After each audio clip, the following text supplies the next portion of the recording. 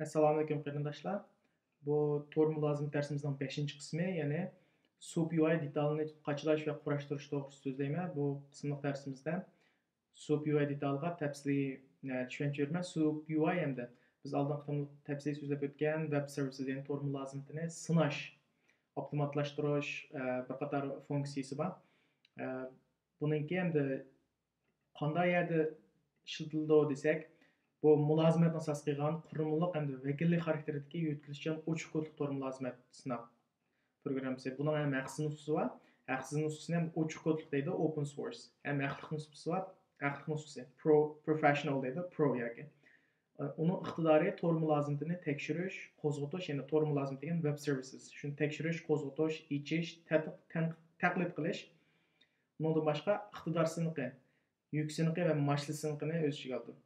İqtidar sınıqı deganimiz performance testing deydi inglizcha. Yuk sınıqı degan, load testing, moslash sınıqı degan, compliance testing. Bularni shu SOAP-UI degan detaldan hammani ilib bog'li bo'ldi. Odatda sizlar platform, ya'ni ishlatgan sistemanglar, masalan Mac bo'lgan bo'lsa, buning icon SOAP-UI'ning bunday shaklda ko'rinishi mumkin. Agar Windows bo'lsa, bunday shaklda ko'rinishi mumkin.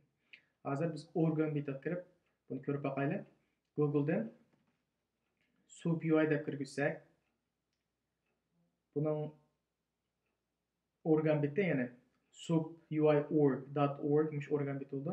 Bunun qarsak SOAP-UI'ni Smartware Software, aqlli iyiq yumshoq detal shirkati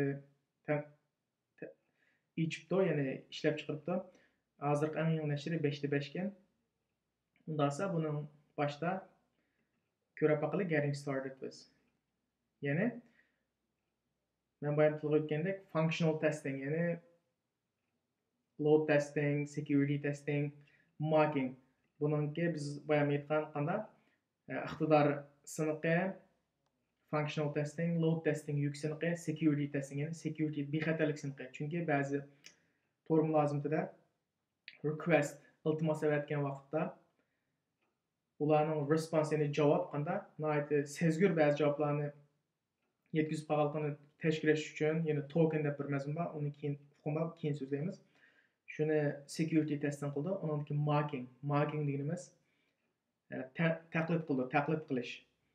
Buni shunday xususiyatlar bor. Buni tushirish uchun hamda buning tor betiga bosh betiga kirib, ya'ni download SOAP-UI Pro degan professional, ya'ni haqliq nusxasi, ya'ni haqiqiy kasbiylar ishlatadigan.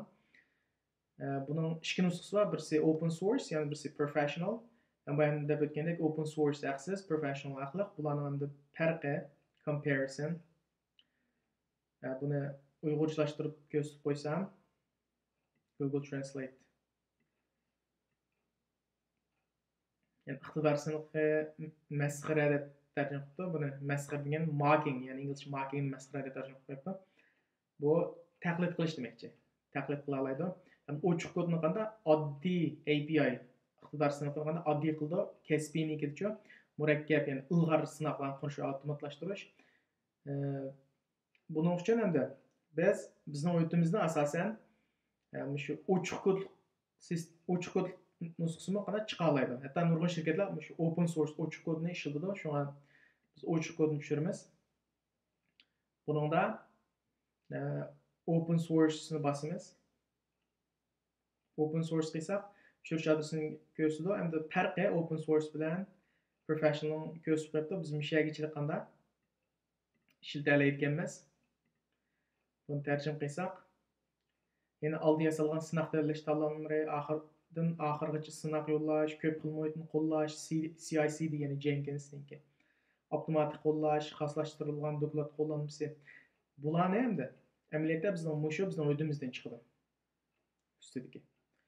Shunga buni tushirganda shu ochiq manbalik koddan tushiramiz.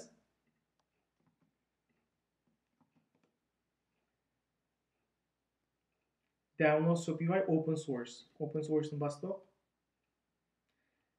Ya'ni bizga bevos avtomatik tushyapti hozir. Agar sizlarningki, chunki to'rbat aqliy ixtiyorlik bo'lg'achqa, biroqlar sizning ishlatayotgan chiqayotgan torning sistemangizni toniy oladi. Buningdan Agar sizlar Mac, Windows yoki Linux ishlatayotgan bo'lsanglar, shuni bevos tushirma deb qolsanglar, alternate platformni bossanglar bo'ldi.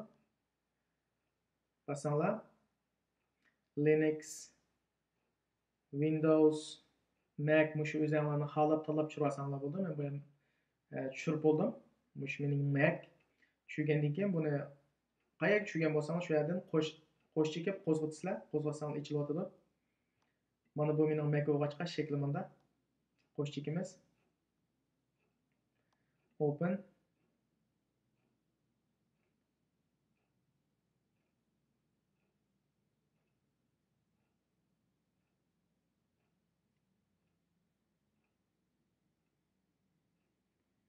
Meni oldi bir qochilinib bo'lg'achqa update qilamsa deydi. No deb qo'y, lekin yes desanglar ham bo'ldi. Next keyingi application. Next tutorial. Sizga lozim bo'lsa o'zingizning navigatsiyasini tushirib olsanglar bo'ldi. Next create a desktop icon. Next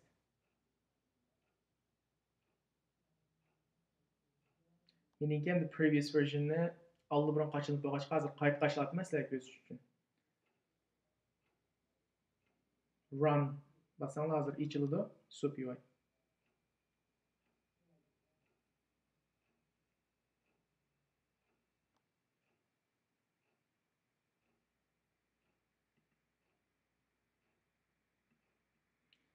Ya'ni ichildi. Mushu SoapUI shu empty. Buning qolgan funksiyalarini men keyin qismli darsda tafsilli to'xtalman. Bugungi darsimiz mushagacha. Tushunmaganni ingliz shakl so'rasam bo'ldi. Rahmat.